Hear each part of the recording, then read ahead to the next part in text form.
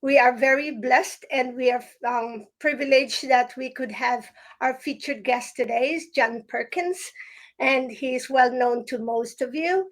And to those who don't know him, just make sure you go to johnperkins.org. He is New York's Best Times author on his famous book, Confessions of an Economic Hitman. So, needless to say, with everything that's going on around the world, he would be a perfect guest for today. And and John also has written a lot of books in addition to the Confessions of an Economic Hitman, like Touching the Jaguar, Hoodwink, The Secret History of the American Empire, Shapeshifting, The World is as You Dream It, Psycho-Navigation, The Stress-Free Habit, Spirit of the Shore, and who knows what else he's going to come up with. So thank you, John. And as John continues to have a conversation with us and with you out there, I'm sure you'll get to know him more.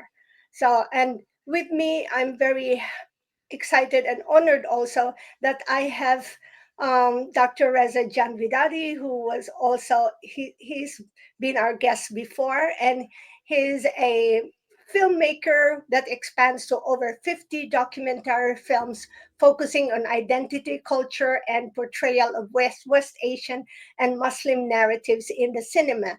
And of course, I have Roy Coughlan and Hartmut Schumacher. They've been my ongoing co-host since 2020. And Roy Coughlan with his Awakening podcast, follow him, and Hartmut, Go Your Own Path. And so, and who knows, there might be another person who will come as a surprise to some of you, but maybe not to most of you. So, anyway, thank you for everyone. And John, thank you, thank you, thank you. And so, That's I was on mute. Thanks, Grace. It's my pleasure to be with you, and deeply honored. Thank you. so I was thinking because it's John's first time here, and feel free, John, let us know more, and how you even began this work. But the questions usually is, well, you labeled yourself as the economic hitman, and that's really a very enticing title. So for our viewers, what is an economic hitman, and how did you come to be the economic hitman? And I think for me, I'm also asking, are there more of you or doing the same thing as of this moment? Because it seems like there's always the shadows of economic hitman all over the world. So please start, and then or you could start wherever you want to start, and all my colleagues will just join in with this conversation. Well, yeah, I'll start with what is an economic hitman, I guess. And, my official title was Chief Economist at a major U.S. consulting firm. But my job, and I had a staff of up to 50 people, my job was to get them and for me to identify countries with resources our corporations want, like oil, or today it's more likely to be some of the rare minerals that are used in high tech, and then arrange a huge loan to that country from the World Bank or one of its sister organizations. But the money never actually went to the country. Instead, it went to our own corporations, usually big engineering construction firms, that made big profits out of constructing things like power plants, whole power systems, industrial parks, highways, ports, airports, big infrastructure projects that helped a few rich families in those countries, the ones that own the industries, that own the commercial establishments, the ones that make the most use out of this infrastructure. But it was really not a good thing for the majority of the people, because money would be diverted from health care, education, and other social services to pay the interest on the debt. And in the end, the principal couldn't be paid. And so we'd go back and say, hey, your collateral is your oil or whatever the resource is. Sell your oil real cheap to our corporations without any environmental or social regulations. Let us build a military base on your soil. Vote with us at the next United Nations vote against Cuba or China or whatever. And, you know, in that way, we really, our job was to create what you could almost say is a corporate empire. It's not really an American empire, it's a corporate empire, but it's always been very, very much supported by the US government. And, you know, that was my job. And, you know, it was, I have to say it was a fairly easy job, because when you go to a president of a country and you say, hey, got a lot of money in this hand, billions of dollars, that's really going to help you and your family if you sign up to this deal. And on the other hand, we'd say, you know, but if you don't, on this hand, I got a gun. Now, I didn't actually carry a gun, but these presidents knew, as I did, that the people we call the Jackels were right behind me. These are, you know, usually CIA assets that have overthrown or assassinated leaders around the world, like Allende in Chile, and Arbenz in Guatemala, and Mossadegh in Iran, and on and on and on. There's a long history of this. So, you know, these presidents were put in this position of, you know, doing something that would really benefit them and their friends and family economically, or run the risk of being overthrown or assassinated. So, John, how long did it take you to really realize that, okay, you're done with whatever you're doing and it's really affecting globally, and especially the local countries with their economic situation? And the saddest part is, you know, when there's poverty, you know, it's just really the breeding ground of a lot of things. And like what was your, like, that moment that I said, okay, that's it for me, and you're going to go somewhere else or do something else? Well, first of all, I'd say, you know, I did this job for 10 years, and for at least 7 of those years, I thought I was doing the right thing, because I graduated from business school, and in business school and the World Bank and the IMF and all these other organizations will tell you that if you want to help a poor country, invest heavily in this infrastructure, and the GDP will grow, the gross domestic product, the economy will grow. And statistically, we can show that that's true. It happens. And so I believed in what I was doing. I thought I was helping the majority of the people. And of course, we have this statistic called GDP per capita. And you show that growing, and it implies that everybody's getting this amount of money that we say is the GDP per capita, which is a total lie. You know, it's completely deceptive. The fact of the matter is GDP it really measures how well the wealthy are doing, and the big corporations. And GDP per capita is simply that number divided by the population. So people actually can be getting worse off, the majority of the people, while a few of the wealthy families are increasing and building more and more industry and so forth. And it makes it look very, very good. So for about 7 of those 10 years, I thought I was doing the right thing. And then one of my clients was Omar Torrijos, who was the head of state of Panama. And he became a friend, and he took me aside one time and he said, John, don't you realize that you're lying to yourself and to the world when you do this? And he kind of explained this to me. And, you know, I began to really see the truth behind this. And yet at the same time, he said, I did not want to see the truth. I come from a relatively poor teacher's family in rural United States, rural New Hampshire. And now suddenly I'm traveling first class around the world, eating in the best restaurants, staying in the finest hotels, wining and dining with presidents, and making a very good salary. I did not want to believe what I knew to be true. It took me 3 years, and plus there was a lot of pressure on me not to get out. So it took me another 3 years before I finally got out and decided that I would use what I knew to try to change the system. And how did your family take that change? Well, you know, my family didn't really know much about what I was really doing. At the time, I'm an only child. My parents were teachers in rural New Hampshire.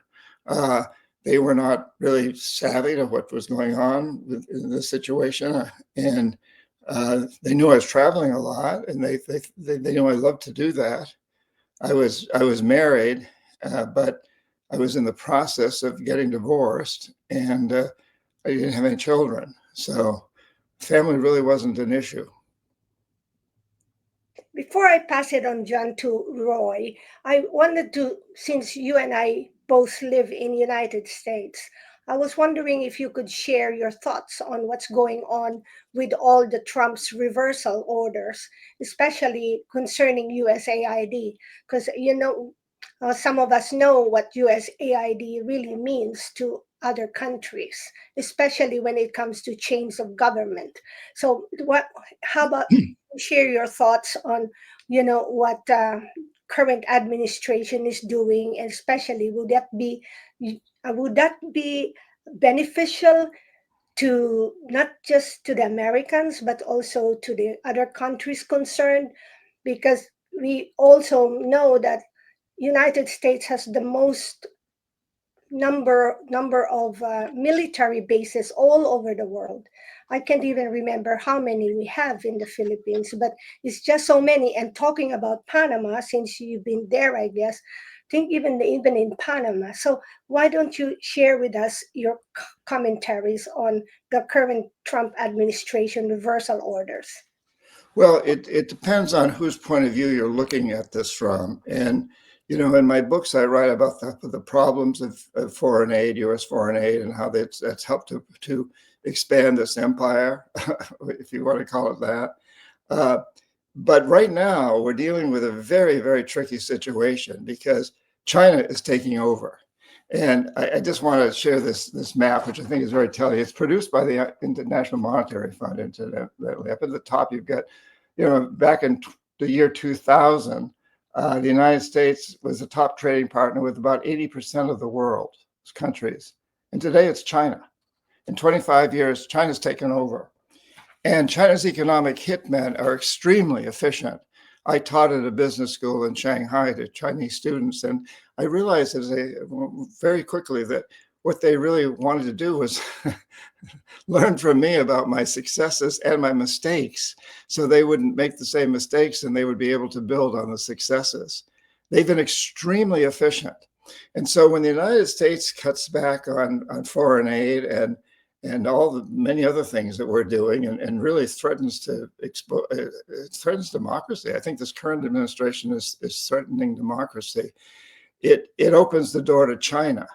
So by us pulling out of foreign aid doesn't mean that it's going to get better, because China can do the same thing. China has a very different story and a very different approach, but the goal is basically the same, and that is to control resources around the world and to be the number one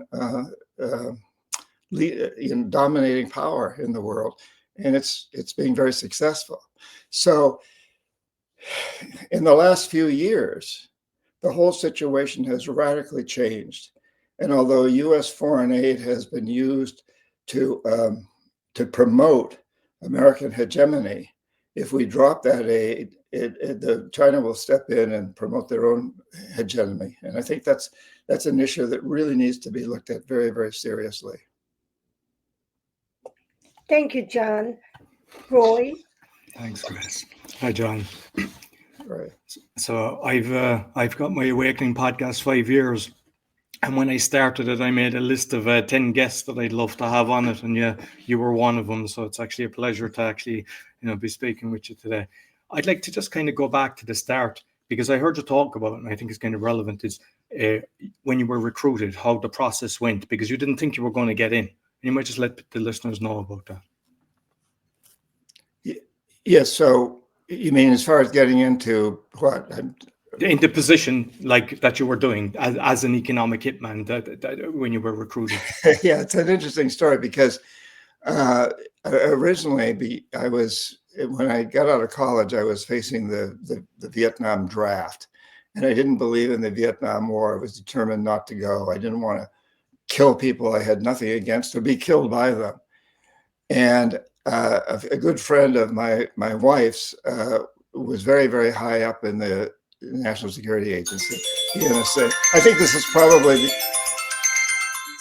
the NSA calling right now to say, don't talk about this. Sorry about that. But they're watching.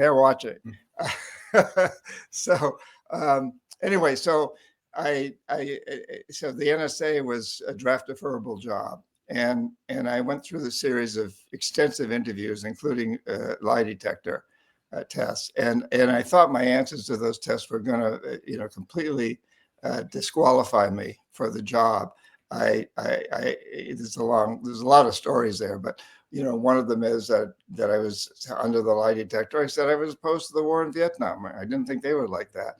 Another one, they asked me if I'd ever been in trouble with the police, and it just so happened that, when I had left, I dropped out of another school earlier, Middlebury College in Vermont, before I went to business school. And a friend of mine there, who was an Iranian,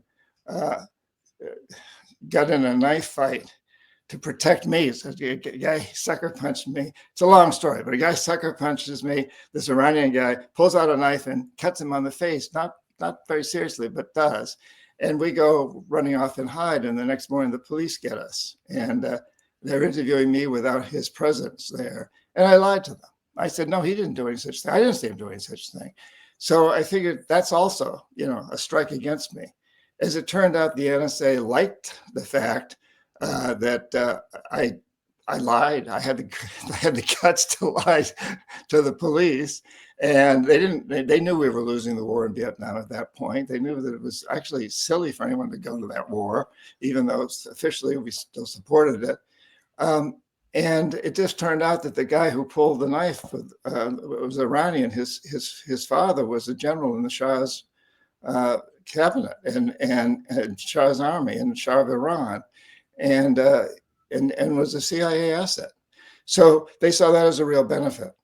So I get recruited, but in the meantime, I had heard about the Peace Corps, and I really liked the idea of the Peace Corps and going. I wanted to go to the Amazon. I really had a great desire to go to the Amazon, and so I asked the Peace Corps recruiter if I request the Amazon, am I likely to get it? And he said, yeah.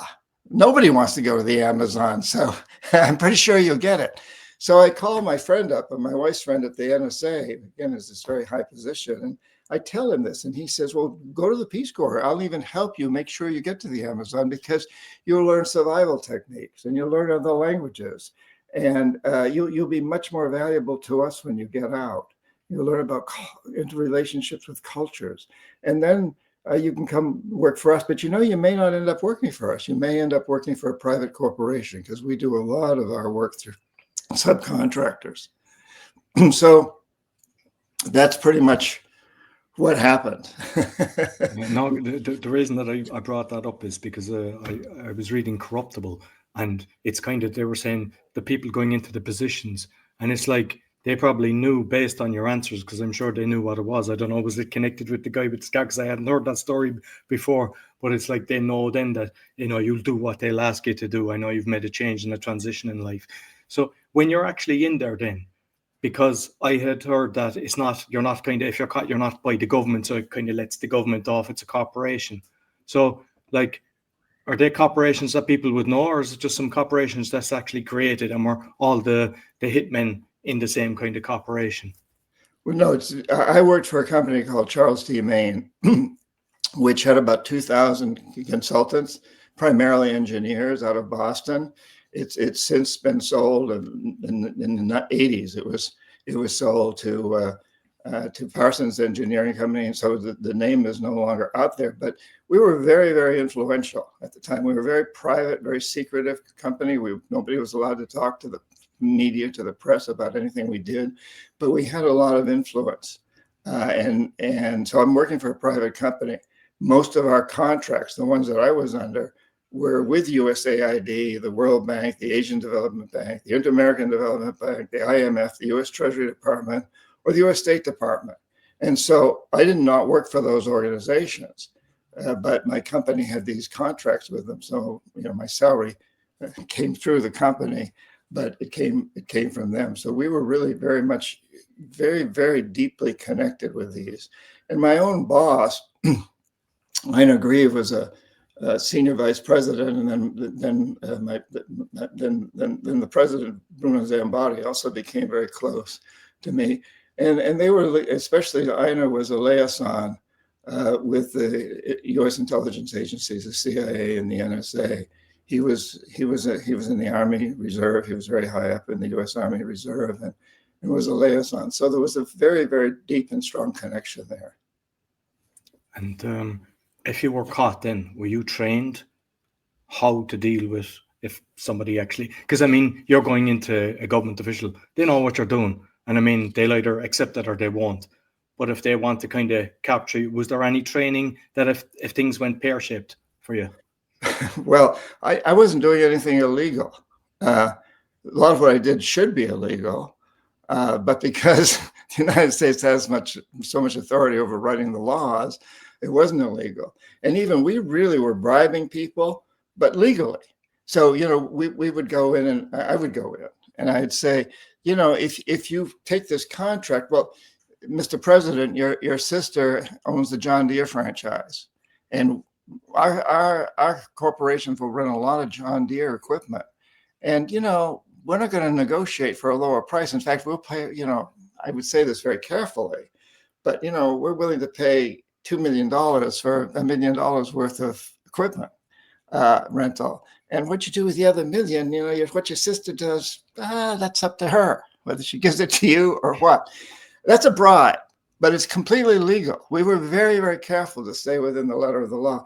And, we did a lot of other things, like we would offer the president and all of his cronies and all of his friends and families scholarships for their children to go to school in the United States. And we were a Boston-based firm. We had very strong connections with a lot of the big universities in Boston, Harvard, MIT, Boston University, so on and so forth, a lot of them. And we would give these scholarships out, and they were worth a lot of money. And we'd offer these children jobs during vacations or after they got out of school. So this was worth a lot of money, not illegal. So I was never actually doing anything illegal that I could be caught for in these countries, if you will.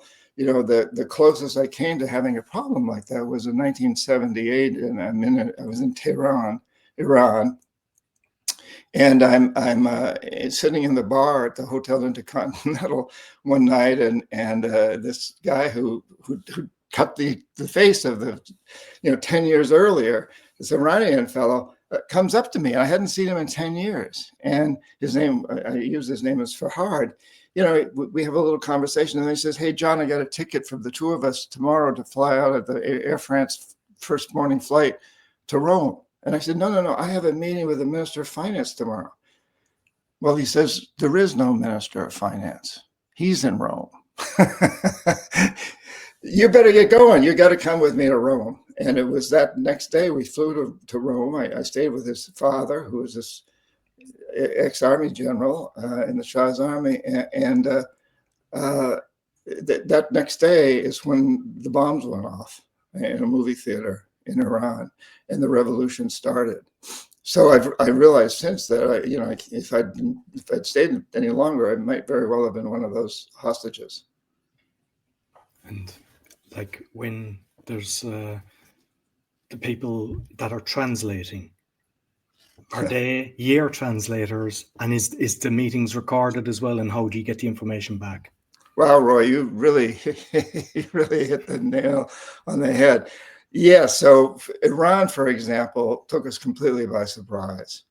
My company lost a lot of money because the Shah owed us money. They always paid their debts. They had a lot of oil, but it took 3 to 6 months before we'd get paid. And so we had a lot of money outstanding that was then confiscated by the new government when the Shah was overthrown. We had no idea. We didn't have those kind of agreements with other countries. Because money came through the World Bank, so we got it through the World Bank. Iran was different because it had its own money. It had petrodollars. We were there to keep Iran within our sphere, to have them use their petrodollars to hire U.S. companies to build big projects, and to make sure that they didn't turn toward Russia or China or someplace else, that they stay within our sphere.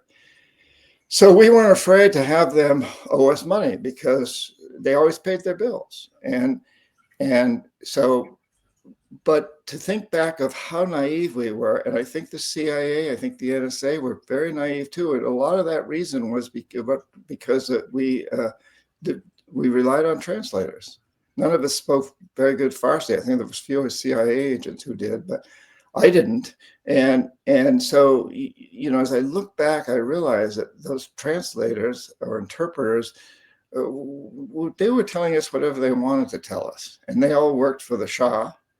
And most of them had been to school in the United States or England. They spoke English. and so they were very biased in favor of supporting the Shah. And that's one of the reasons I think we were so taken by surprise, because we just didn't deal with the common people. Now, I speak fluent Spanish, and it was very different when I worked in Latin American countries. I was understanding the resentment of the U.S. and the support of some of the what we call terrorist organizations. I could really understand it because I could talk to the people. But in most of those countries I worked in, other than Latin America, I had no idea really what people were saying. It all came through interpreters. And, you know, like, obviously you can understand everything the way the monetary fund is controlled, the World Bank, IMF, like, it's still happening, and it's still, you know, this country's still in debt and everything. Based on your experience and your knowledge, how can we change that? Well, it's happening now, and I've written, you know, that Confessions of an Economic Hitman is a trilogy. And the most recent one, which came out a little over a year ago, is about China's economic hitman. And so what the world is coping with right now is a huge competition. And both the United States and China have been working hard to get better than the other country at essentially, I could say, stealing resources from around the world. And that's really been heightened by the need for the high-tech rare minerals that are used in high tech. And I say that there's this competition. It seems to me that the Trump administration is backing away from it and ceding to China, whether not intentionally. But you know, there's a wonderful Chinese proverb that says, if you want to build an empire, make friends, not enemies. And the United States has made enemies, and we continue to make enemies. And I think this new administration is really making enemies. You know, the Latin Americans are very upset by the threat to take over the Panama Canal and the threat to impose tariffs on Colombia and Mexico and other places. That's making enemies. China works very hard to make friends. The United States has about 170 military bases in over 100 countries. China has one in Djibouti, and maybe 3 or 4 others that are really more supply and repair establishments. So nobody wants a foreign military base on their soil. So we've done a lot to make enemies. At the same time, we invested huge amounts of our resources in Afghanistan and Iraq and in some of the other wars now in Ukraine and with Israel. And that's caused a tremendous resentment. First, it sort of defines us as anti-Muslim, but also we've pretty much ignored Latin America and Africa after 9/11 because we invested so many resources in the Middle East. China moved in to Latin America and Africa. They did not spend their resources on wars they couldn't win. Instead, they really devoted themselves to creating more trade. They are exceptionally good at trading and commerce, and they've done a bang-up job of making that happen. And like, you know, you said the Americans kind of do it with their military bases and everything, but are the Chinese doing it with a smile but still taking over? Because I've heard a lot of the ports and everything the Chinese have control over. They're doing all the roads and everything, but at what price to the countries that don't do it? Is it really the same thing, but they're doing it as if it's their friends? Yeah, but they go, you know, so here's another difference. That if let's say we go to Peru and we talk to Peru and we say, well, look, if you accept our deal here, we'll make you a most favored nation with the United States, which means you'll have a special trading relationship with the U.S. It doesn't involve anyone else. China goes in and says, we'll make you part of the new Silk Road. We'll build a big port for you so you can trade with Africa and Asia and the rest of Latin America. They say it's not about Peru and China. It's about we're helping Peru become a world entity, part of the new Silk Road. And, that's very, very misleading, but it's an extremely attractive message to give to a president of a country who wants to take a message out to his people. We're building this big port, and it's going to connect us with Argentina and with the Philippines and with Malaysia and with Indonesia and with Africa. And China also has a very, very compelling story, and then it can tell these countries, look, we had 10% economic growth for 30 years. Nobody else has ever done that.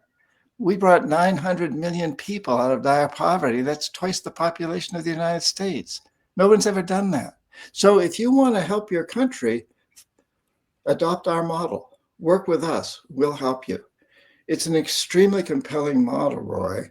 And again, it's deceptive.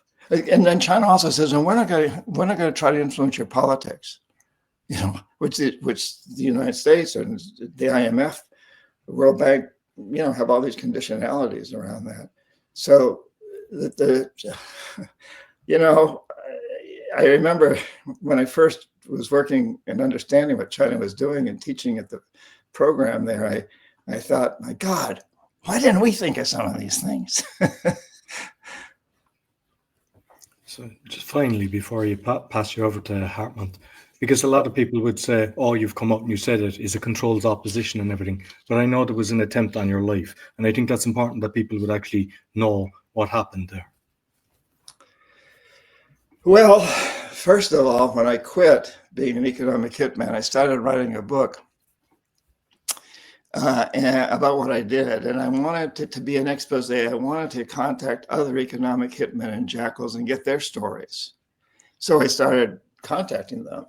And immediately I got phone calls threatening my life, anonymous phone calls, threatening my life and that of my infant daughter. And I was terrified because I knew what the jackals can do. I'd seen, they had allegedly killed two of my clients, the president of Ecuador, Jaime Roldos, and also Omar Torrijos of Panama, the guy who taught me so much. And they both died in these very suspicious private plane crashes within 3 months of each other. And so I knew, I was scared. And very soon after that, the president of Stone & Webster Engineering Company, which had been one of our competitors, another big consulting firm out of Boston, took me out to dinner and he said,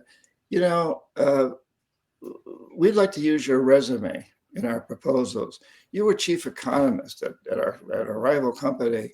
You won't have to do any work for us, but we'd like to use your resume in our proposals. That's not an unusual thing, as you probably know, Roy, And he said, I'm prepared to write you a check for $500,000 tomorrow morning as a retainer. $500,000. This was in the 80s. It was a lot of money. And he said, and I've now quit my job. I don't have a job. and he says, just don't write that book. And so I'm kind of getting the same thing that I'd been selling to other countries. I mean, I'm being offered a lot of money in this hand or a gun in that hand. I'm getting these threats. And so what would you do? What would you do? Well, I took the money. And, I'll say in my own defense, I didn't go out and buy a fancy yacht or private plane or something. I reinvested it in going back to the Amazon, where I'd been a Peace Corps volunteer, forming nonprofits to help protect the rainforest, and also to writing books about that. So my first 5 books were about indigenous people. Stone & Webster didn't care. That was fine. I could write those books. But I didn't write the book until 9/11. And on 9/11, I was in the Amazon with a group of people. But when I came home, I flew up to New York, and when I stood there at that horrible sight, I knew I had to write this book. But this time I decided I would write. I wouldn't tell anybody I was writing it. I wouldn't contact anyone else. It wouldn't be an expose. It would be a personal confession, just my own story. And so nobody would know I was writing this book until it was until it was fully written. And I figured it was my insurance policy. Once it's in the hands of a New York agent, very good one, and he sent it out to a bunch of publishers, it's my best insurance policy, because any of the alphabet agencies, the CIA, NSA, whoever, who might want to get rid of me would know that something strange happens to me, it's going to sell a lot of copies of that book. I'm going to be a martyr. So it seemed to be my best insurance policy. And it's another story, and there's later I did get poisoned. So but I don't know whether you want me to go into that. No, that's what I was talking about. But that's the one you were looking for, huh? Yeah, exactly. Well, yeah. So 3 or 4 months after the Confessions was published, and it had already gone to the New York Times bestseller list, and it ended up staying there for 70 some odd weeks. I'm invited to speak at the United Nations. And I was living in Florida at the time. I flew up to New York. I was supposed to speak on a what was it? I guess on a Monday. And I flew up on a Sunday. And so I was staying with a good friend who had a condo near Central Park. And I had a publicist, and I was getting a lot of demands, a lot of requests for interviews, and she was filtering them. And one of them came from this freelance journalist, who was not very impressive. So I had said no. She'd filtered it and said no. And then she calls me just before a couple of days before I'm flying to New York. And she says, well, he's got a really nice car. He's offering to pick you up at the airport in New York and take you out to lunch and then take you to where you're staying. She said, that sounds better than a taxi, doesn't it? And I said, sure. So I did it. And when at lunch, he took me to a really nice Italian restaurant for lunch, and I get the food sitting in front of me, and I go to the restroom, which I'll never do it that way again. And after he takes me to my friend's condo, and within 3 or 4 hours, I have this extreme internal bleeding. And they estimate that I lost more than half the blood in my body. I called a friend of the woman I was staying with. She was an old friend who was a producer at NBC News, Tom Brokaw, and she had a good friend who was who was a very well-known doctor in what do you call it? It's an internal doctor, and he got him on the phone about 7:30 at night. And he says, oh, my God, I'm not talking to him. I can hardly talk. I'm in shock. I'm in a really, really desperate situation. I've been lying on the floor. He says, get a cab.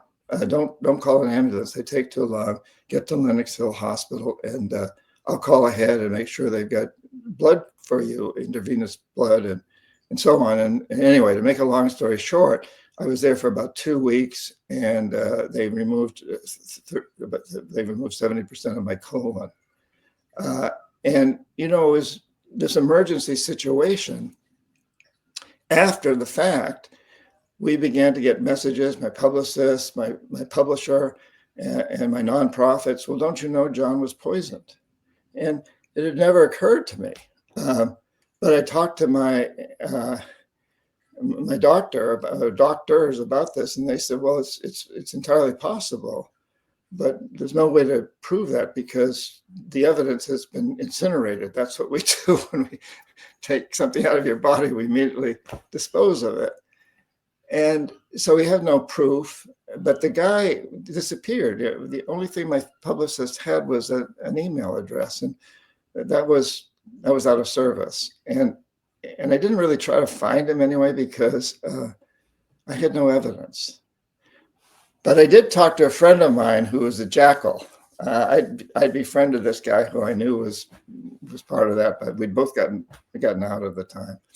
And I called him and I asked him about this. He said, well, I'm pretty sure one of the alphabet agencies didn't do it. He said, because if they had, you wouldn't be talking to me now. And they also know that it wouldn't serve their best interest to have something like that happen to you because you'd become a martyr. And he said, well, who do you think did it? He said, well, probably a fanatic. My guess would be someone who who hated you for the work you did or hated you for exposing the work you did. And I said, well, is my life still in danger? And he said, probably not. Most of these people are cowards. The fact that he's disappeared, the fact that he didn't really confront you, he was very, he was very cowardly. And he probably figures that he scared the hell out of you enough anyway. And he's not going to show his face again. So far, that's been true. Oh, excellent. Listen, thoroughly enjoyed it, John. Pass you on to Hartmut. Hello, John. My real pleasure having you here on the show, especially because I worked as international consultant. I've been working as international consultant for 10 years as a freelancer. So I came in this business not on your scale. But the funny thing is, I tried, for example, for an African country, I tried to implement a petrochemical facility. It's another word for a refinery, but we tried to work under the radar. And because we had all the equipment, we had all the technology, we had the financiers, investors, everything was there. But it did not work out because the country was completely controlled by the oil industry of the West and completely controlled by the countries of the West. Because if you want to establish a facility for $3 billion or for $10 billion, in that moment you need a sovereign guarantee. And the sovereign guarantee is something which is signed and sealed by the World Economic Forum or IMF. And with these bank instruments, you can get money from the international banking system, because with this kind of guarantee, the country, which is the main investor, has the possibility to confiscate the project in the case that you cannot pay the debts. So, and the interestingly is that, in my opinion, the Chinese are very clever. On the one hand, if there is a commodity market, they put planes and vessels full of Chinese and Chinese families to the country, full of salesmen, and they buy it directly cash. Mm-hmm. Yeah. For example, we Europeans, we think, okay, send me an offer. How can we organize the bank instrument?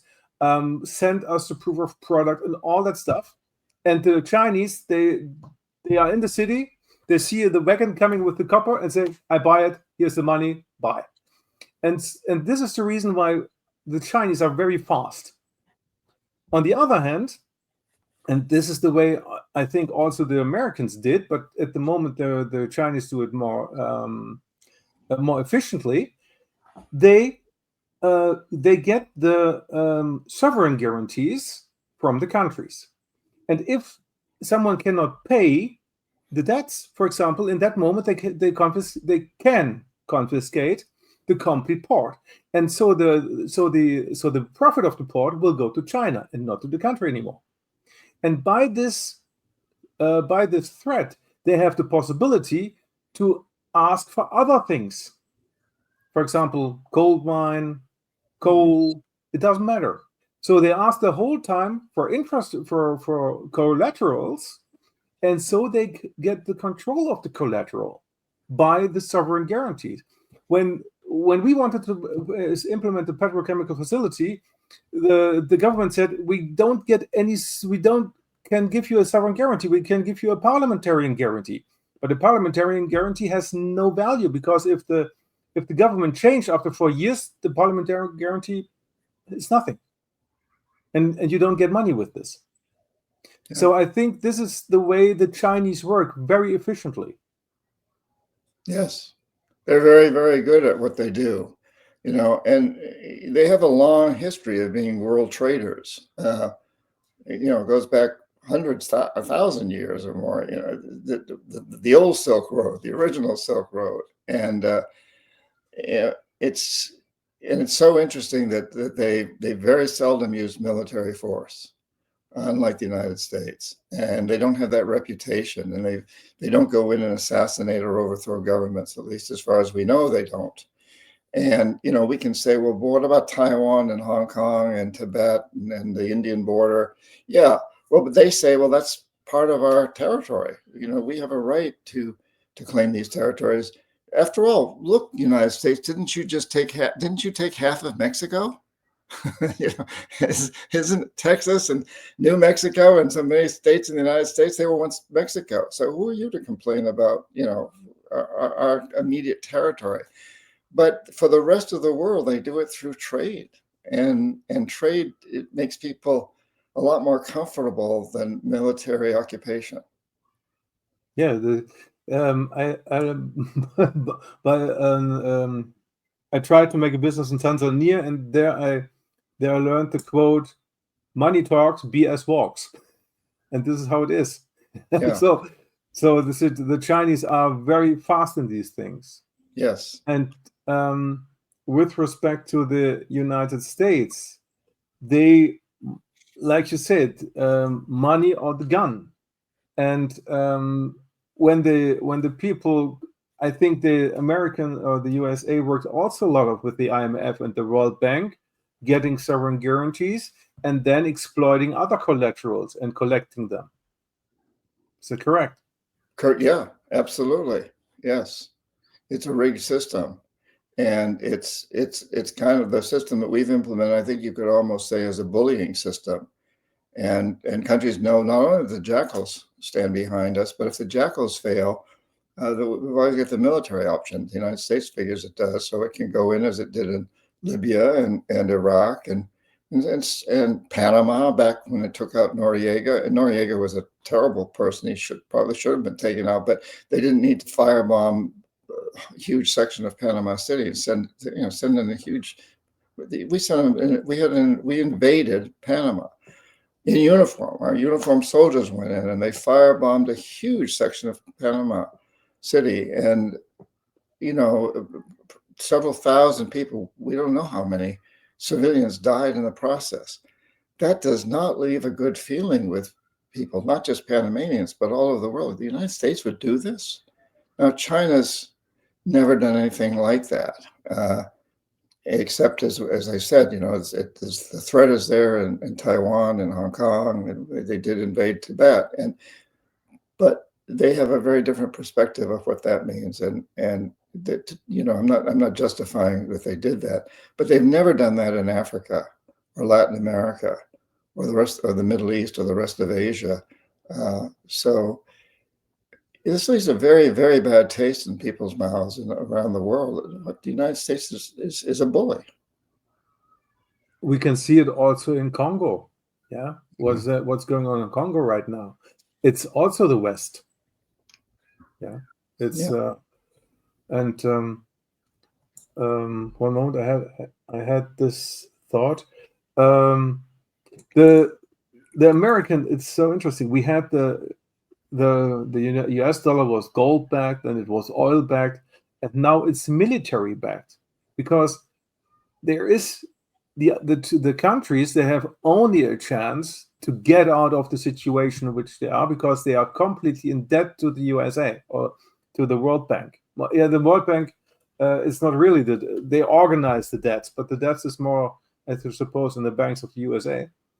And so the point is, if they want to get out of it, for example, by establishing a cryptocurrency which is commodity backed, the American, let's say the American system would see this as a threat, and is also potentially would involve, because in that moment they would try to get independent. We saw it like by Libya, for example.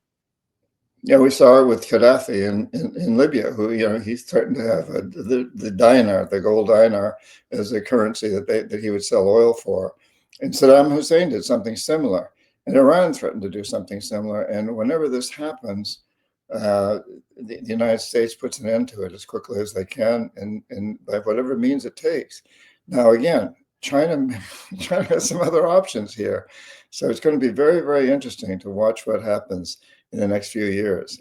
And I would say once again that I think President Trump is playing right into China's hands. He's opening the door for China to move in so many ways that it hasn't even done yet, and just again antagonizing much of the world by his policies.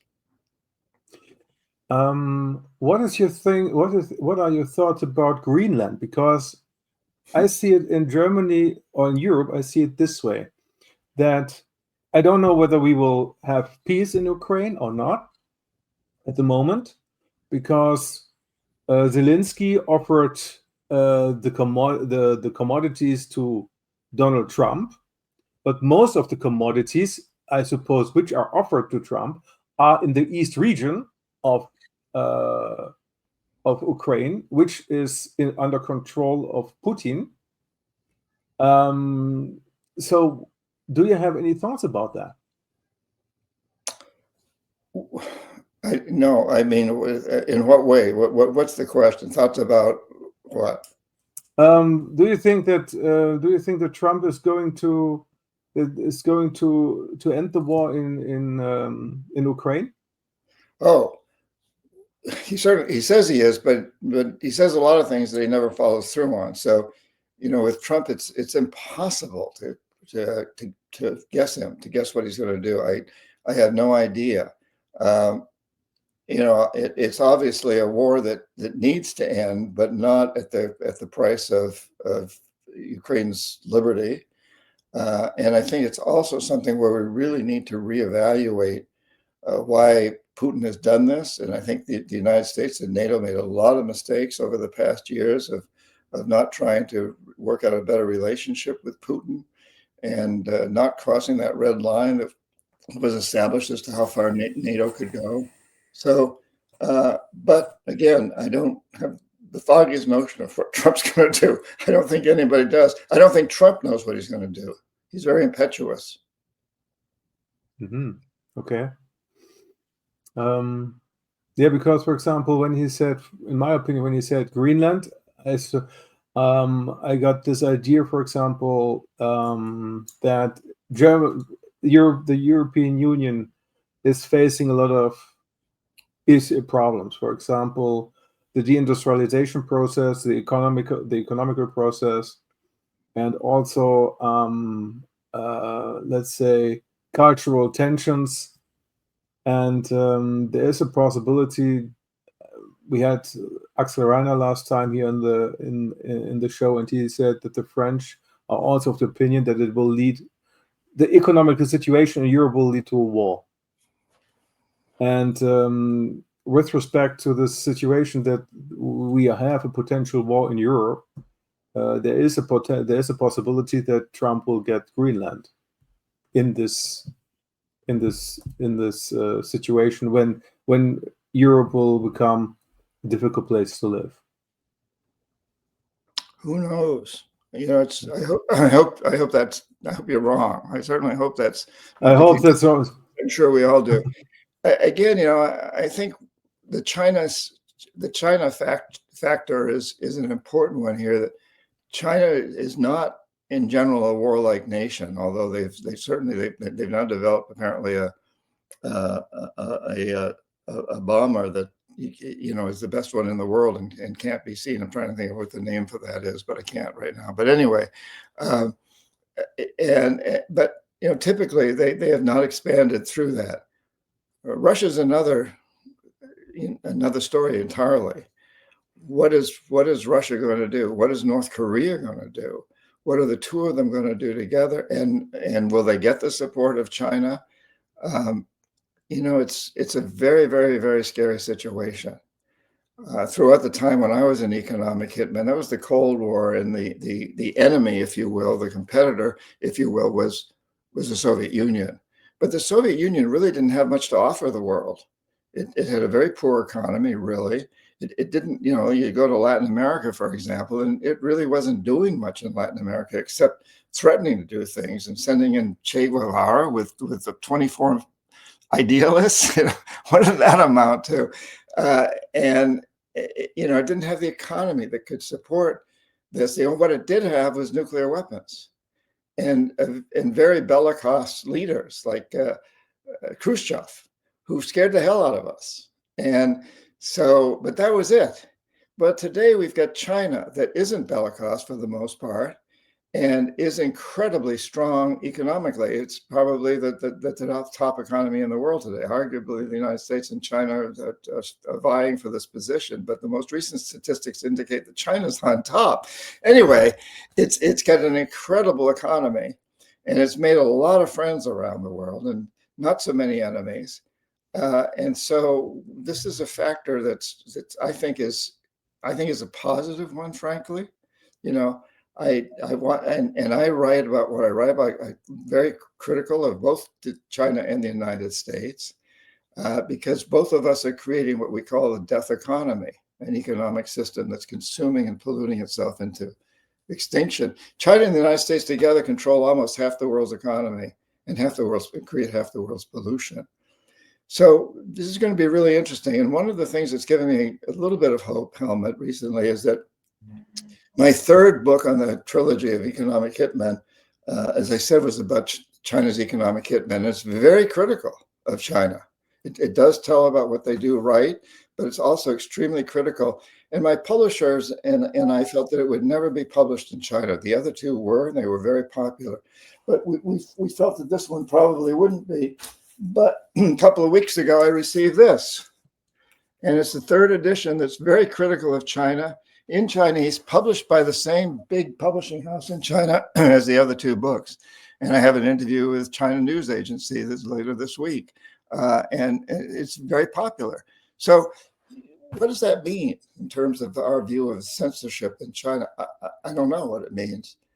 But, this whole time where we're looking at the U.S. democracy, the U.S. hegemony declining, China's increasing, and now we have a president in the United States that's totally unpredictable, and so far, from what I've seen, has done things that are putting China in a much better position, and the United States in a much worse position vis-a-vis the rest of the world.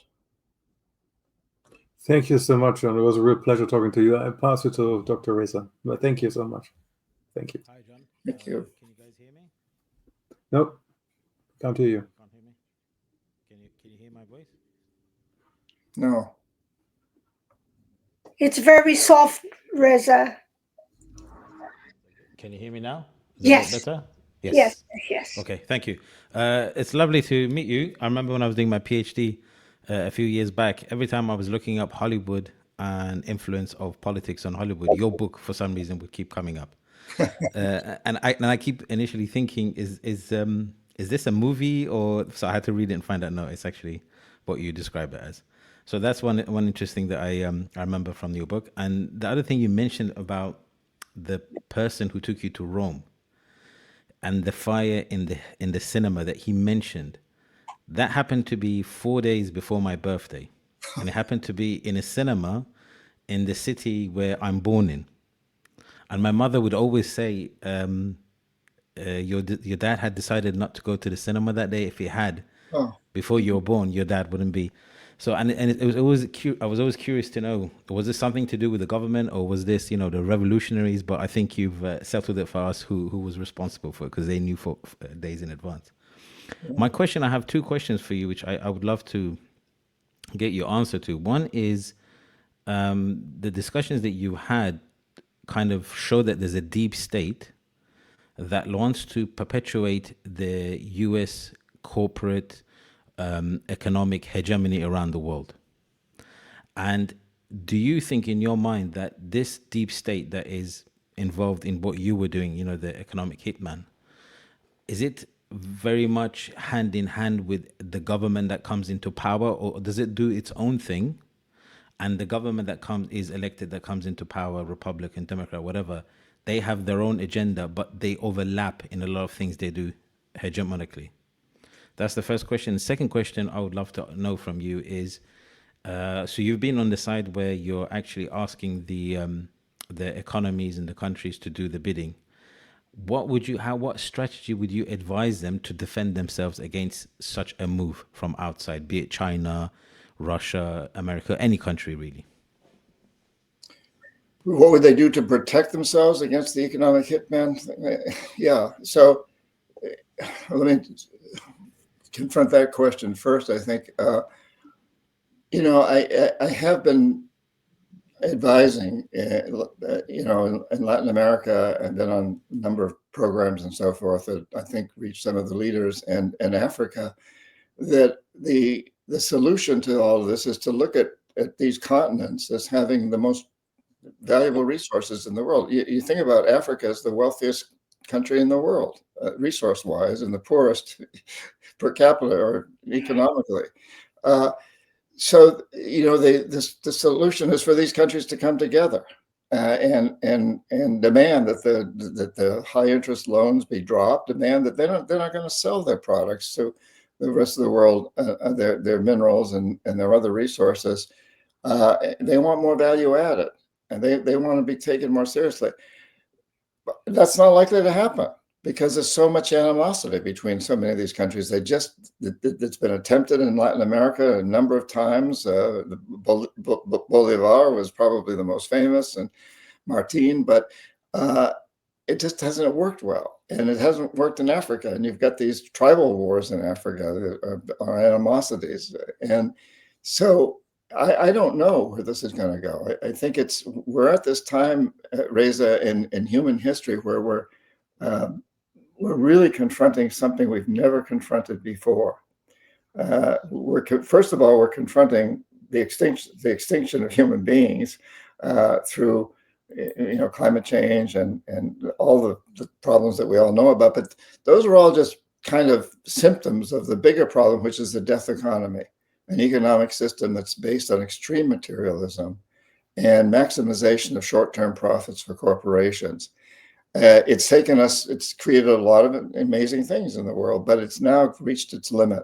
And, it's got to change because it is taking us toward catastrophe quickly. And so we need to create a life economy, an economic system that pays people to clean up pollution, to regenerate destroyed environments, to recycle, to create new technologies. How do we produce energy from the air or water? We're pretty sure we can do that. So it's a very exciting time where we have this opportunity and we have this motivation, and we're being pushed very strongly away from the death economy. We're receiving incredibly strong messages from all of nature. We know we need to change. And at the same time, we're caught in this old paradigm of it's their fault. It's them. We've got to compete with them. And how do we move beyond that? I wish I had the answer. I don't, but I think it's the important question that we all need to ask ourselves, that this really isn't about any country's hegemony. This is about human survival. We've seen ourselves as human supremacy, supreme over nature. We've got to change that. So I don't know Do you think with the rise of BRICS, maybe with the rise of BRICS, an alternative form of governance around the world, right? Because America has been leading most of the world institutions, has been leading, Europe and all the Japan and all the major economies around the world. But as power is shifting economically and sometimes militarily towards the East, do you think having a multipolar world will enable countries to come up and become more organic, to be like the way you're describing, where it's life-based as opposed to death-based economies? I think that opportunity is there. I think BRICS, is a big counterbalance to World Bank and the other, and not just BRICS, it's the Asian Infrastructure Investment Bank. And yes, they provide alternatives, which is always a good thing. So my friends in Ecuador or Peru or Colombia will tell you, if the United States gets to be too brutal to us, too much of a bully, we'll just threaten to turn to China, or we already have turned to China, but that makes us soften. And already World Bank policies seem to have changed considerably because of the influence of BRICS, that they know they have to compete on that level. But then again, we don't know where that's all going to go. We do know, as I've written in this book that's just been published in China, China has produced some terrible projects, dams that are doomed to fail and create huge amounts of toxic waste in the Amazon basin and the Amazon River, and gold mines and power plants that are not working. And they say they're on a learning curve. They'll get beyond that. But, it's who can have a crystal ball? And finally, just your thoughts on the idea where I was discussing about the economic hitman, that the group that you were part of and the things that you were doing. Is it separate from the U.S. government, or is it work tandem but not necessarily directly with each other? You talked about earlier about deep state. It's never been my experience that there's some overriding conspiracy. There are conspiracies. There's a conspiracy to take out Castro. Bay of Pigs was a conspiracy. But this idea of an overarching deep state, I've just never experienced that. What you do experience is let's take the oil companies. They'll all compete with our dollars at the gas pump, and they'll advertise and so on and so forth. But if any government comes up with a policy that threatens their ability to produce oil or sell it, they'll all come together. And that's really not necessarily a conspiracy. It's just that they have a common interest, which is defeating this particular law that's been proposed, or this rule.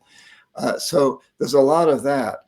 Now, again, what we're experiencing in the United States, I think, is similar to what Russia experienced when Putin came to power. There was an oligarchy. He got rid of the old oligarchy and brought in a new oligarchy. Well, we have an oligarchy in the United States, and it's now being demolished and replaced by a new oligarchy, which is represented by Musk and his cadre of people. So we're going through this experience here in the United States where Trump is replacing kind of the old guard with his own new guard, and where is that going to go? I'm terribly concerned.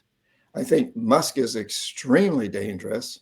He controls the satellite internet service in over 100 countries now. His company controls them, and he controls a lot of the spy satellites. What's he listening to? And right now it looks like he's controlling people's financial data in the United States through, it's very scary. I think the guy wants to be a dictator, a king, a monarch. And, Trump is, 80 or close to that. But Musk is in his 50s. Maybe he wants to be a James Bond villain.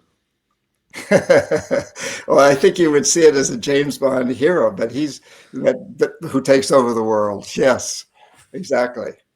I think you would say, he's the Dr. No that's doing it all for the right reason. I was going to say that, Dr. No, yeah. Thank you for answering my questions. Thank you. Yeah. Are you in Iran right now? No, I was in the UK. I moved to Oman, so I'm a bit closer to Iran, but I'm in Oman at the moment. Yeah. Oh yeah, I was just in Qatar about a month ago, interviewing with Al Very nice. there. Yeah. But I love Iran. And it was one of my greatest. Listen, if you want to go, let me know. I'm a flight away. I can meet you there. I'll get the visa for you. We'll meet there. I'm not sure I'd ever get out. I'll get your exit organized before we go in. Oh, well, if you genuinely want to go, let me know. I can ask some friends, and then we'll see what happens. Okay. Well, yeah, I do. Get my email from Grace. We'll sort it out for you. Okay, we'll do. We'll be in touch. Alex?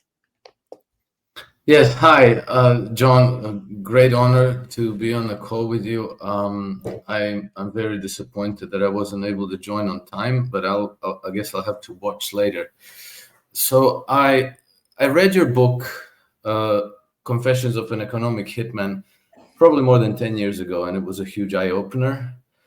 And I tried to understand from my own side how the system works.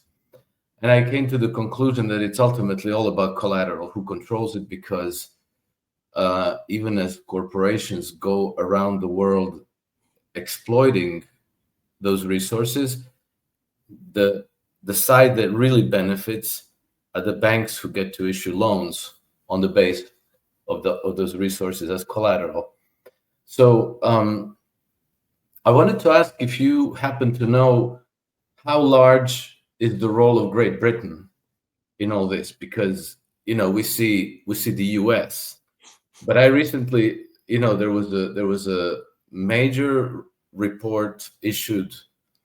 I wasn't able to find it right now, but I think in 2016, which found that 103 corporations listed on London Stock Exchange still had something like a combined $1 trillion worth of mineral resource concessions or outright ownership of the reserves throughout Africa, and that the system is essentially, nicely wrapped colonialism.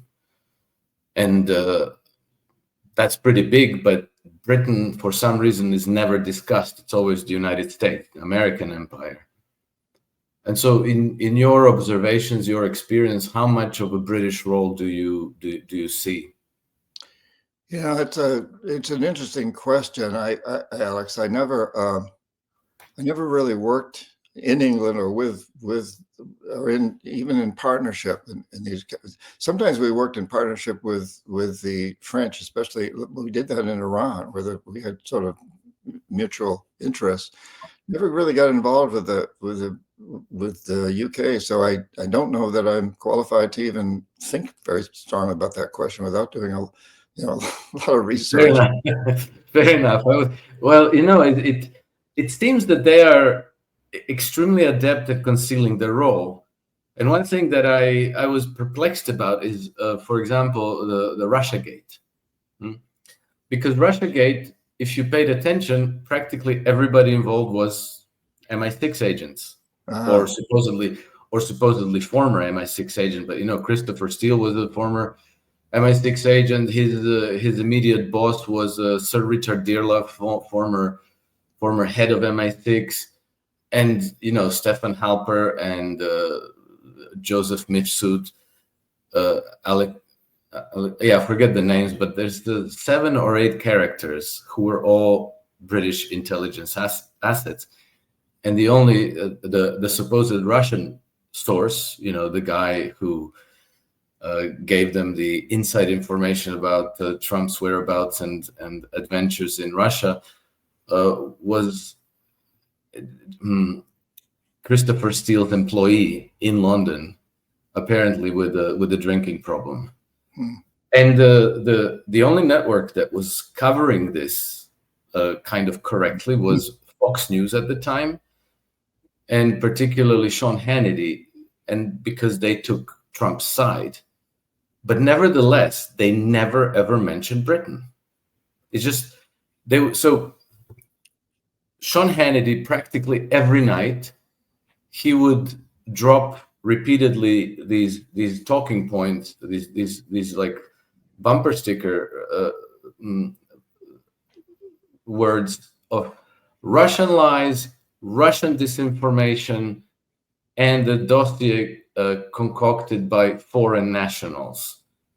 So you say Russian, but then when it comes to saying, and the British who put together the dossier, he would say foreign nationals, kind of giving the impression that it's the Russians again, and concealing the role of Britain. Anyway, my observations, I don't know. I'd like to find out more, but it's very hard, because even when you mention this to people who are on the ground, like I talked about this with Vanessa Beeley a few months ago.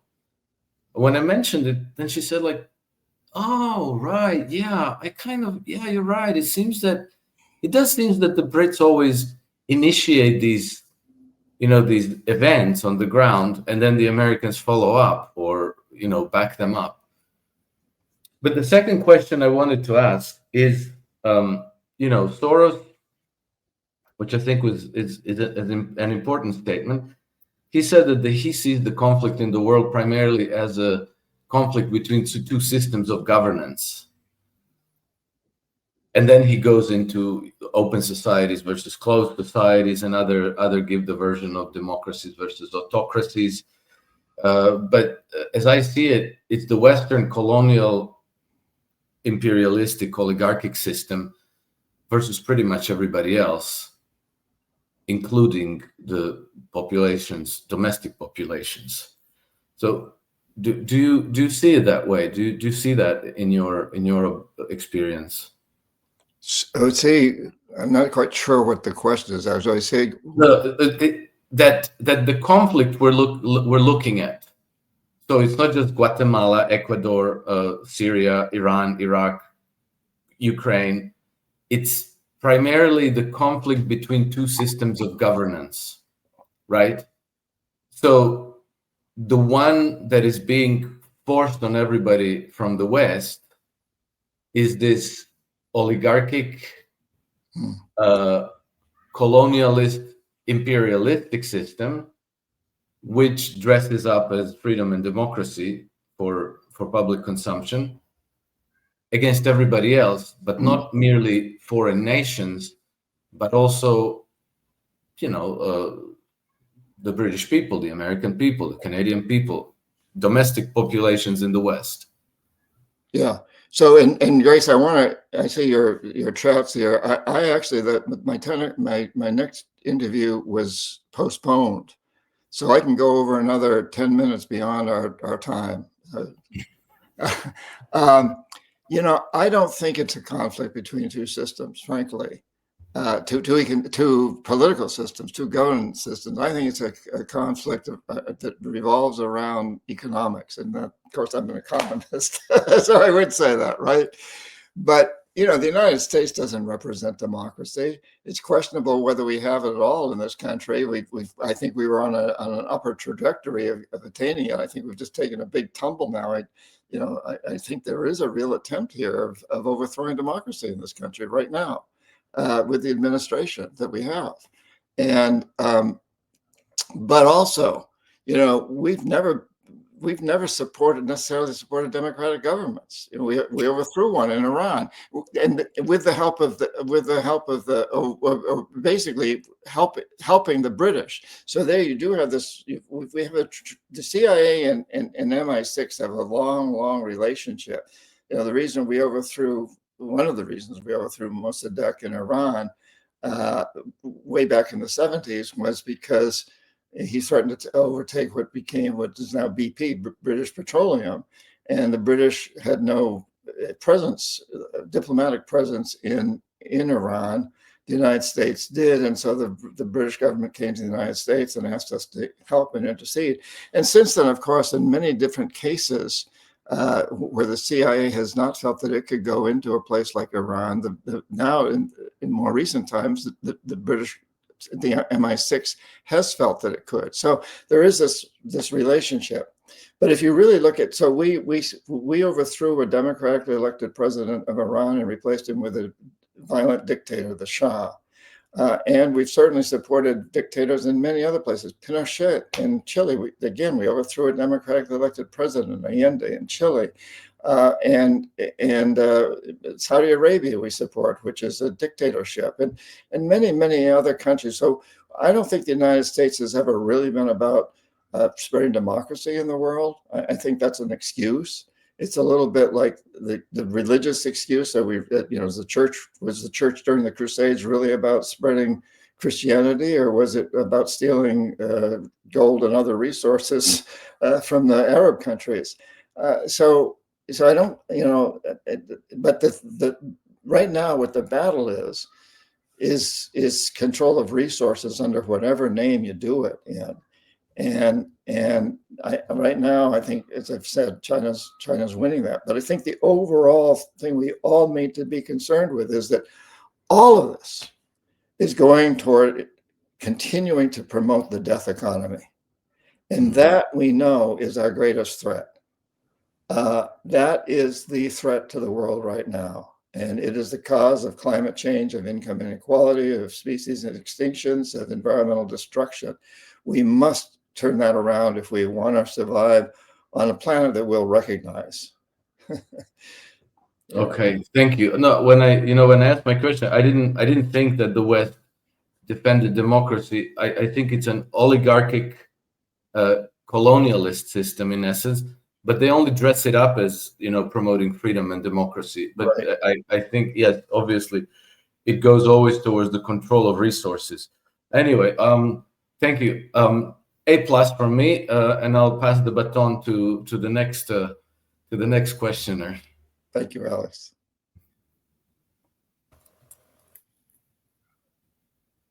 I'm sorry, I had some issues with the camera, so I couldn't join earlier. I just wanted to ask you a question regarding the difference between what is in your view the true size of an economy of a country, like for example GDP, nominal GDP, and GDP purchasing power parity, because oftentimes when they're comparing the economic power of Russia with other countries, they would say, oh, it's an economy the size of Spain, but to me, the military power doesn't simply make it possible for a country to have such a military with an economy the size of Spain. So what do you think about that?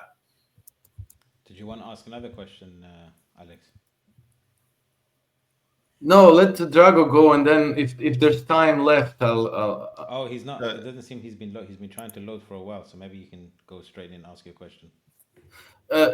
John, just last thing. I wanted to say, I've noticed in many, I kind of pay attention what these people are saying, and I've noticed in many cases that there's a certain fear of the IMF among many countries that are being financed by the IMF. There's like absolutely a fear of the IMF. So, well, that should be. Okay, can you explain? Because IMF, what they're bankers, they're nice people in suits. Okay. They're policemen. They're policemen. So the loans are made by the World Bank or one of its sister organizations. But when the loans can't be repaid, and I'm oversimplifying here, but in a simplistic view, the IMF goes in and says, okay, you can't repay your loans. We'll help you restructure your loans. And in order to do that, you've got to meet these conditionalities, like sell your resource real cheap to the Western corporations, allow military bases, impose austerity programs, neoliberalism, impose austerity programs on the majority of the people and drop the taxes on the rich, privatize your public sector businesses like your water and sewer system, your electrical system, and sell them to private investors from our countries. So the IMF goes in and they really restructure things, and it sounds like they're being nice guys. Okay, we're going to help you out of countries can't file for bankruptcy, which I think is unfortunate, frankly. So instead, the IMF goes in and says, we'll help you out of this terrible debt situation you're in, but there's a price to pay. You've got to impose our conditionalities, our will. And I think what, this ties in, actually, I think with the question that Drago asked, which is, my answer to that would be, I don't think either of those economic measures are really very telling about overall prosperity, whether it's purchasing power parity or whether it's the more traditional way of measuring GDP. They both measure how well the wealthy are doing, primarily. And then we break that down on a per capita basis, and you think it's talking about everybody, but it really isn't. We need a different measuring stick altogether. As the old classic is, bomb the hell out of a country, and that increases your GDP here in the United States. And we bomb the hell out of somebody because our military industry is doing great, and then later we go in and rebuild the country, and that's increasing our GDP even more. And actually, it's increasing the GDP of the country too, probably, in the process of doing that. It's an absurd measure, and it totally works in favor of big corporations, and that's why it continues to be used. Thank you. Thank you. I thought so.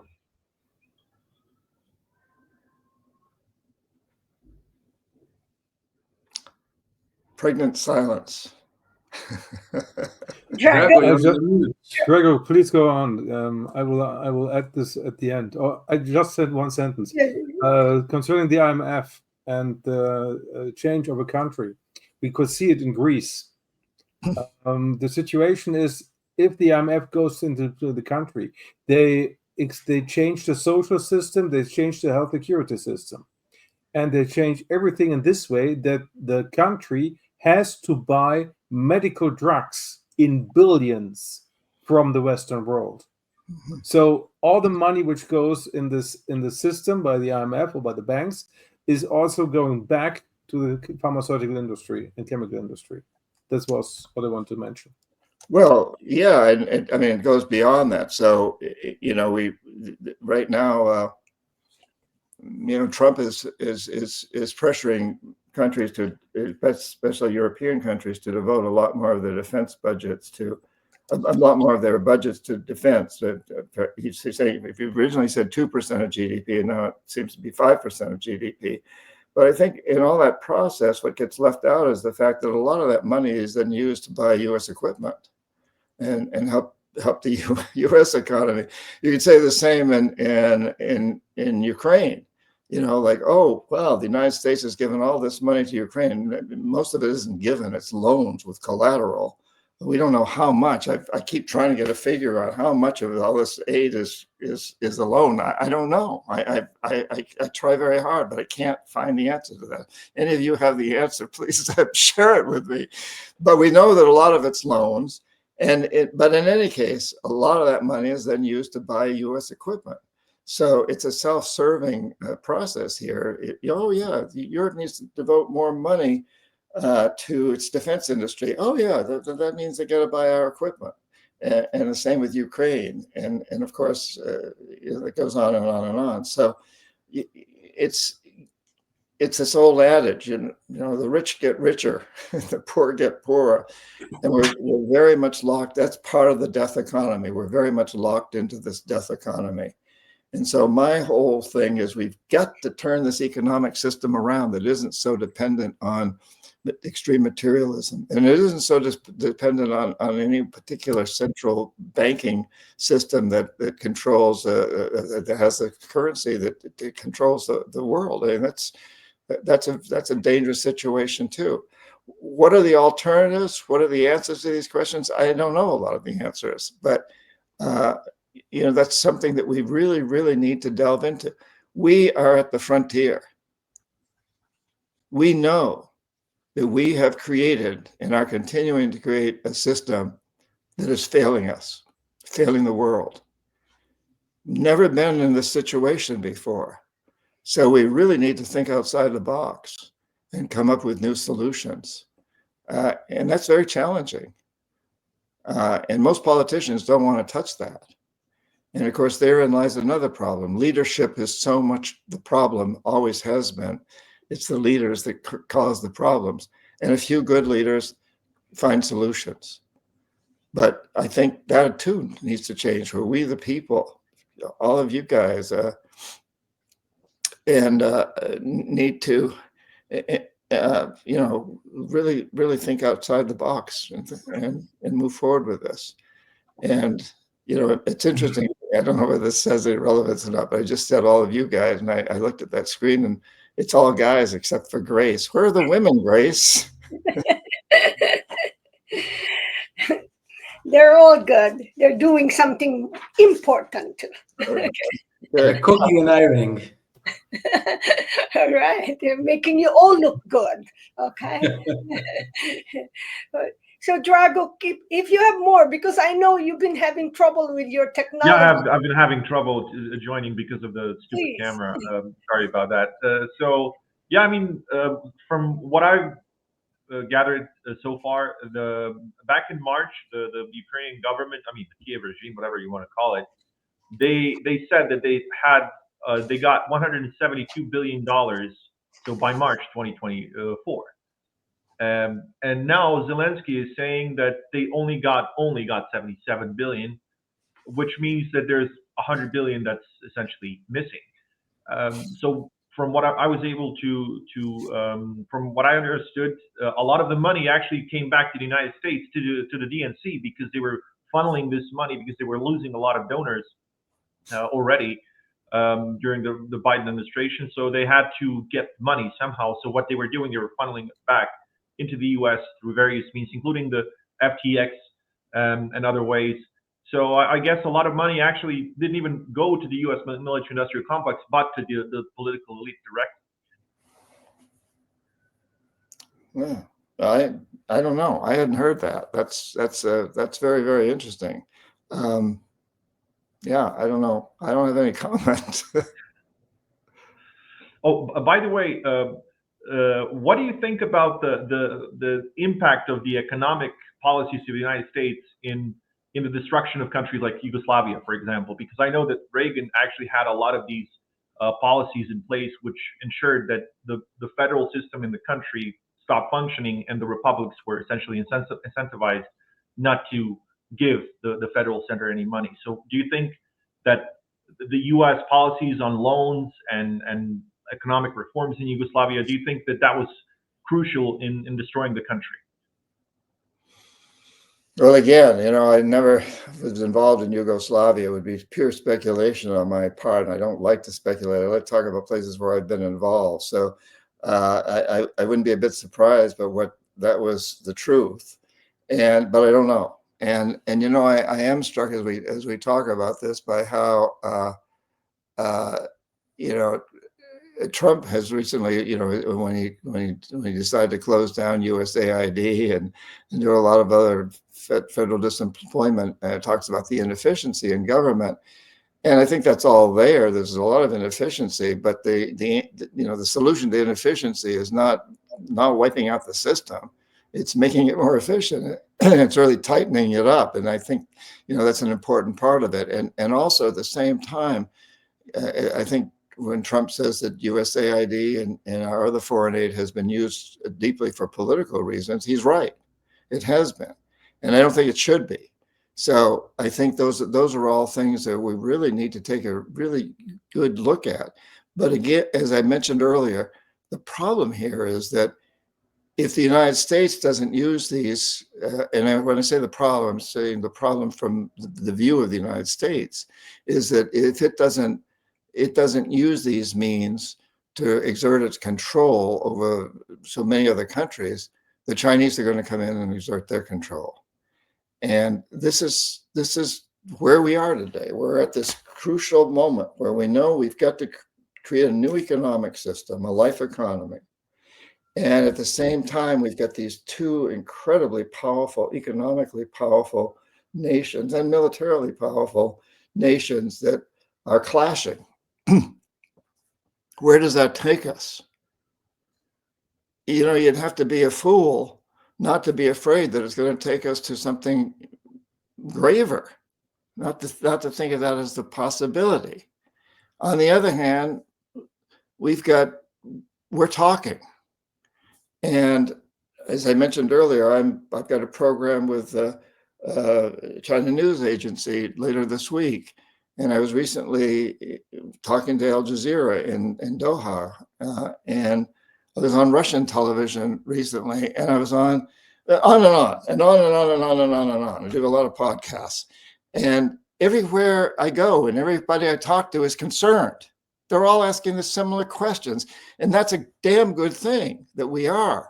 But the question is, how do we take the actions that back up? The good news is that all over the world, people realize that we've got to change. There is a consciousness revolution around the world. At the same time, there's this incredible pushback, as there's always been pushback against revolutionaries. And you think of this as a revolution of consciousness revolution. There's always a pushback. That's historical, that those who are in the status quo, they don't want to see change. But I think the important message here is that we need to take strength from that pushback. I've been a martial artist most of my life, and I realize that if I'm up against a guy who's bigger and stronger than me, I don't even want to try to overpower him. I've got to use his energy and his strength against him. And so when we're confronted by the pushback, we let it come, we use its energy, we figure out how to channel that in a way that's going to help our cause, which is higher consciousness of what it means to be human beings, being human on this planet. I do a lot of work with indigenous people in the Amazon and elsewhere. I just came back from the Amazon too, doing a lot of traveling recently, way too much perhaps. But the big difference, I think, between them and us is that they believe that they are a part of nature. And we believe we're apart from nature. And yet, if we go back to over the 200,000 plus years that we've seen ourselves as humans, most of that time we've been a part of, we've understood that we are a part of, not apart from nature. It's only been within the last couple of thousand years, a blink in the historical eye, that we've changed that. And it's been particularly since World War II that's changed, and even more so in the most recent decades, in the most recent years. So it's time to understand that we've got to come up with a new approach, and it's going to be revolutionary, and it is a consciousness revolution, and a revolution in how we define what it means to be successful human beings. Who do we put on the covers of our magazines? Do we continue to put the guys that have got the highest income?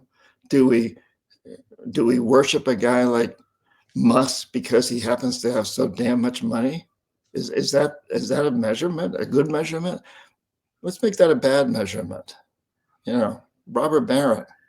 And let's put on the cover of our magazines and let's honor as heroes the ones that are working toward creating a life economy. All of you, I think. Maybe I don't know enough about you. Maybe you're all pushing for the death economy, but I have a feeling that you're not. So, I think we are running out of time. I'm running out of time, but my last message that I'd like to leave with all of you and all the listeners is to feel that we live in blessed times. Man, what an exciting time to be alive, where we're truly looking at redefining what it means to be human beings, being human on this planet. We're being pushed into it, and here we are. And isn't it wonderful to be able to participate in this and to be part of the movement to change the death economy, transform it into a life economy? Beautiful ending. Anyone else? That was on Alex, point. 100%. you were writing, Alex. I'm sorry? Were you writing a question or something? No, I wasn't. I was just listening. Right. Well, that was a beautiful ending, but perhaps just because, all you favorite people of mine, in addition to my other favorite people, came a little later. Please, why don't you tell a little bit about yourself, Alex, so John can know you, Drago, and also Reza. Please invite our audience and get to know, even for a short time, introduce yourself to John and the audience. Alex? Oh, so I'm an author and an analyst, and I have my own business. I used to be a hedge fund manager. Now I'm more in the technology and publishing work. And I am very keenly interested in how we leave this place better for the future generations. And I'm motivated by a very strong sense that what we should be capable of doing should even defy our imaginations, because we are the first generation in the history of humanity that has all these insane resources, the information, the knowledge that can be exchanged in real time, the artificial intelligence, the ability to exchange knowledge point to point instantaneously, costlessly.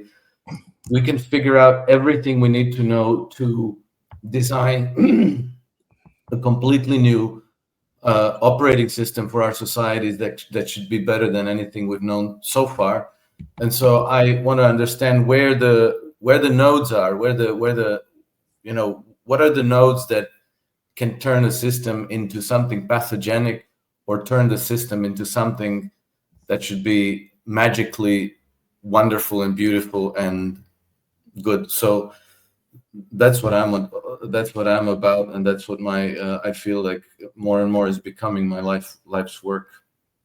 Thanks, Alex. And Grace, I've got to say, I do have to leave now. We've got another 15 minutes, so I'm sorry. I apologize. Let's do it again. This has been really fun. Thank you, all of you, so very much. Thank you.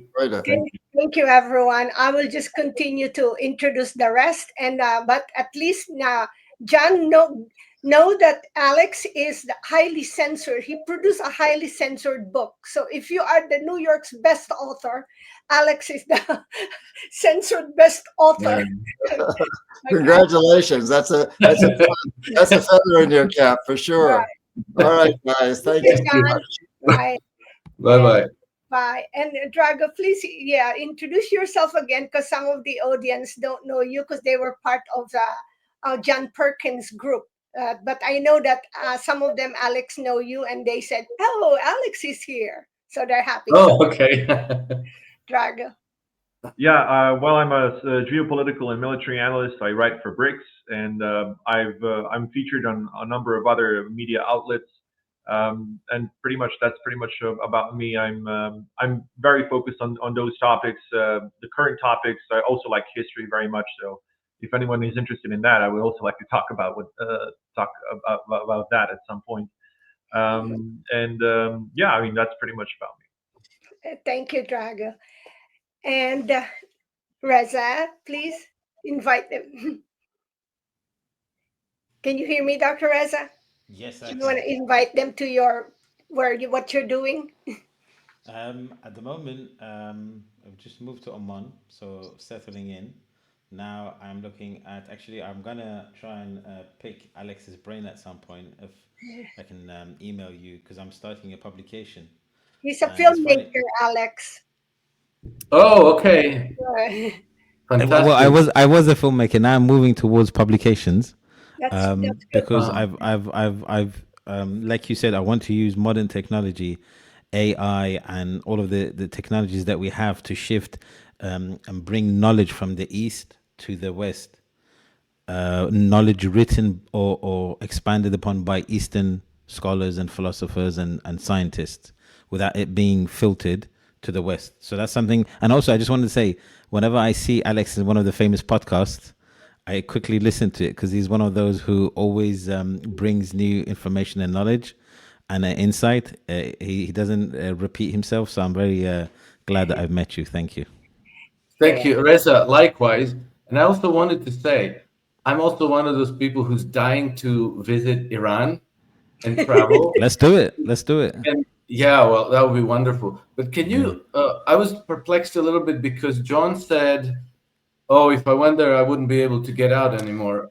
What was that all He'll be about? fine. He wrote a book that is basically, I just looked it up. It's translated into Iranian. Probably a lot of Iranian PhD students would have read it. So he's probably has a following there he doesn't even know about. That's one. Two, he may have done some stuff with the Shah, but everyone was doing with the Shah. At that time when he was doing business with Iran, it wasn't like, you know what I mean? So I will speak to people to make sure that he can exit properly without having any problems. But I'm Okay, so it's not like 99.9% the sure. Hotel California that you can go in, but you can never leave. No. Okay. You know, when he said, I didn't say this in front of him, but you know when he said, "Oh, I'm lucky I left, because I would have been like the American diplomats." They were actually, if you look at the history, they were actually CIA agents in the embassy, right? And when he was talking about it, was I think August of '98. That happened later on in, I think, in '79 November. So there was a year and a half between that happening with CIA assets and him wanting to leave. So he would have been fine if he stayed for the meeting. Yeah. Very cool. Thank you. And Roy, go ahead and invite our audience. Yeah, so I have the Awakening podcast. I've also a meditation podcast, a crypto podcast, and a few others. And I also have virtual assistants on va.world, and you find everything on roycoughlan.com. Thank you. Hartmut?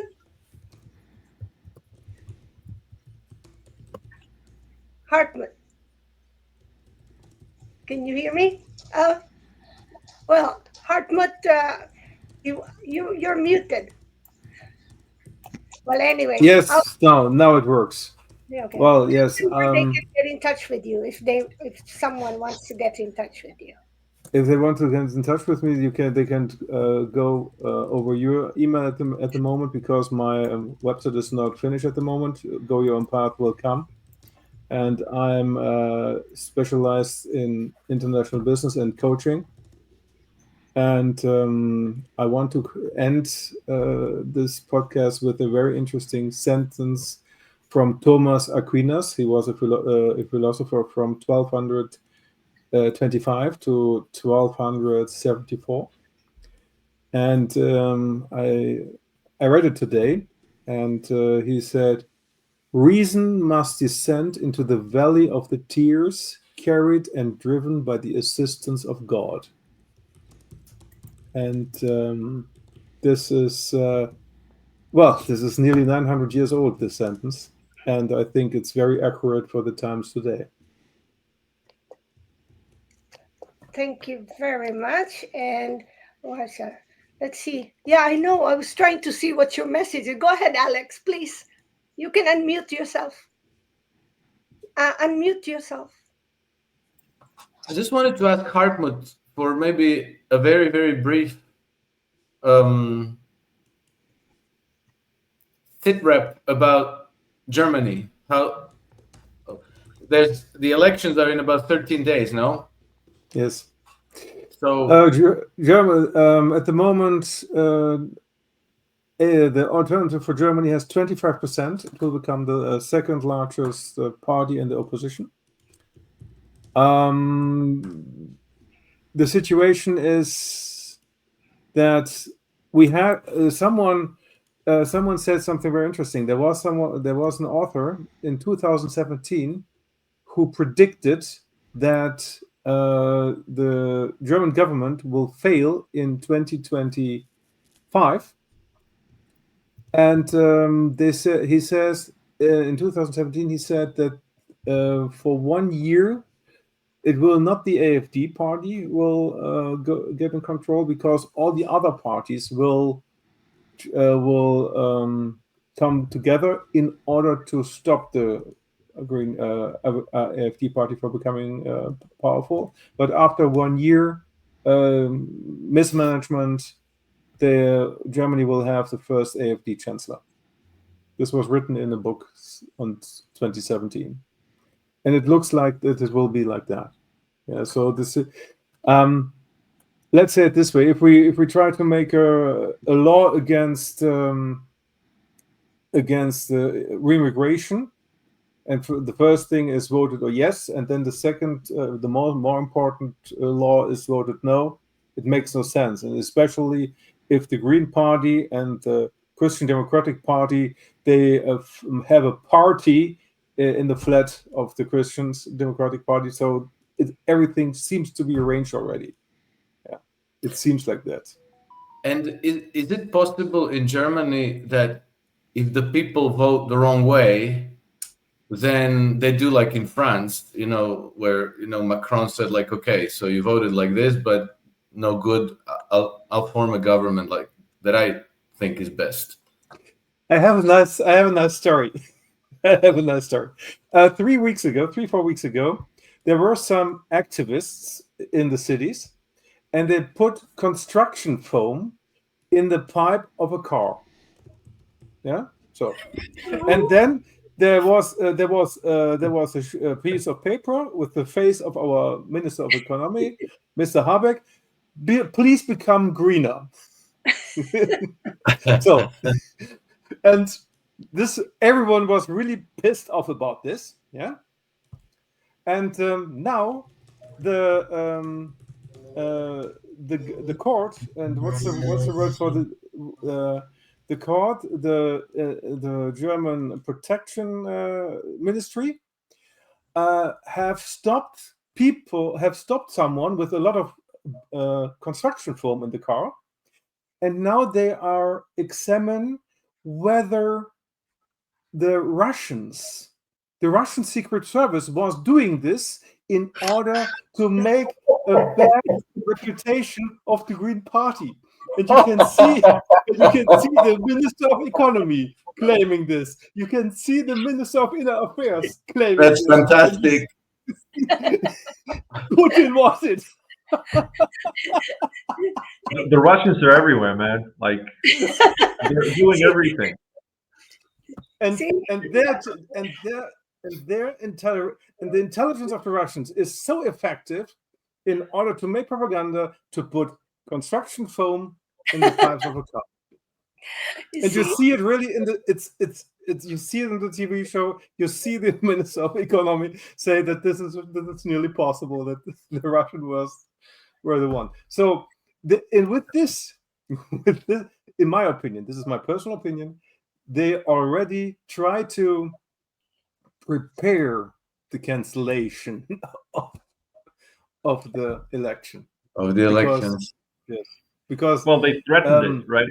They said that they will do it just like they did in Romania. So now we have evidence. Yeah, the complete election maybe will be cancelled because of construction foam in the pipe of the cars. See, it's interesting that we can afford to really laugh about all of these things. So, But I want to mention one thing so that you understand, because John said something very important. He said that we are dealing here with a death economy, and this death economy is moving faster and faster. For example, the German government is not allowed to make any important decisions, but without noticing of the public, the German government, without having the right to do it, they implemented a new law that from 2027, the liter gasoline will cost €2.50 because of CO2 taxes.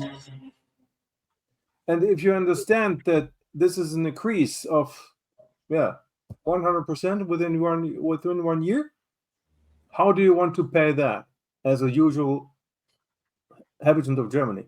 It's going to crush the economy, right? It will crush the economy latest in 2027. And this is the war what we are really facing.